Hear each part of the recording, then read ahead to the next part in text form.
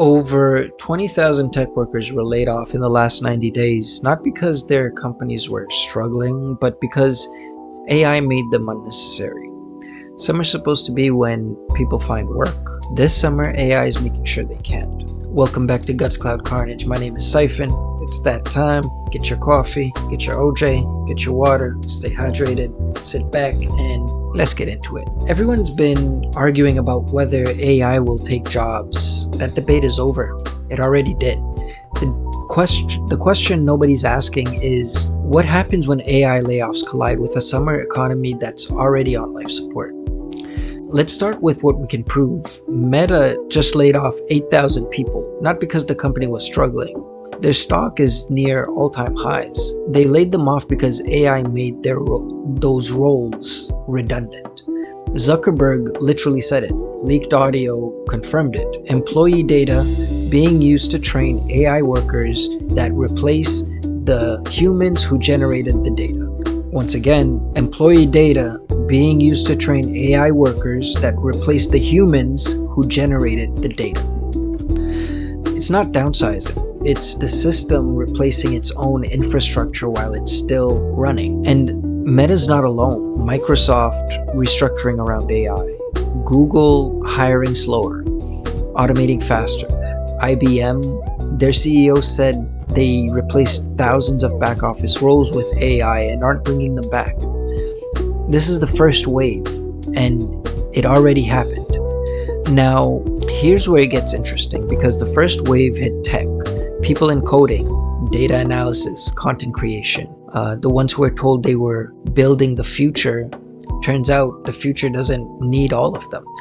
But the second wave, that's this summer. And it's not hitting tech, it's hitting everyone else. Seasonal hiring, retail, hospitality, delivery, warehouse work. That's the safety net millions of people rely on between April and September. But this year, Amazon's expanding drone delivery. Walmart's rolling out AI inventory systems. Fast food chains are installing kiosks faster than they're hiring cashiers. The summer job isn't disappearing because the economy is bad. It's disappearing because the job itself was automated and nobody rang the alarm. And then there's the third wave, the one that terrifies me, entry-level jobs. Over 3,500 people a month are searching entry-level jobs AI right now. And it's not curiosity, it's literal panic. Because the jobs that used to be how you entered the workforce, data entry, customer service, junior analysis, content writing, basic coding, those are exactly the roles AI handles best. A recent study from MIT showed that AI is most effective at automating routine cognitive tasks. Translation, the jobs that don't require experience are the first to go, which means we're building a system where you can't get experience because the entry points don't exist anymore. It's not a labor market, it's a closed loop. Real quick before we keep going, if this is hitting, drop a like. It helps more people find this conversation who need to hear it right now. Share this with somebody who's job hunting or feels this is in their industry, because they need to know that they're not imagining things. And I also want you to leave your thoughts in the comments. I actually do read them. And if you're feeling this personally, drop it down there too. I want to hear your story. If you're not subscribed, hit that subscribe button, and we do this every week, so you don't want to miss out. Now, let's get back into it. Now, let me zoom out for a second, because I don't think people are connecting the dots between the layoffs, AI, and what happens to the money this summer. AI cuts headcount. Companies report higher margins. Stock goes up. Headlines say the economy is strong, but underneath that, fewer people have paychecks. Fewer paychecks means less spending. Less spending means the businesses that rely on summer consumer behavior, travel, restaurants, entertainment, they start hurting too. And then the layoffs spread beyond tech. They already are. We've seen this movie before. Music went through it, streaming went through it, centralize, automate, cut, consolidate.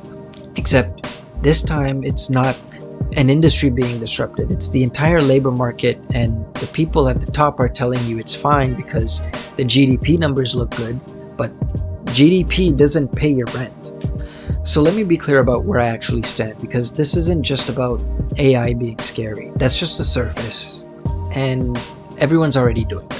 What I'm saying is we're watching the compression of an entire economic cycle into a single summer. AI adoption accelerated faster, and it accelerated faster than anyone predicted. The job market hasn't caught up, the education system hasn't caught up, the policy conversations haven't caught up or even started.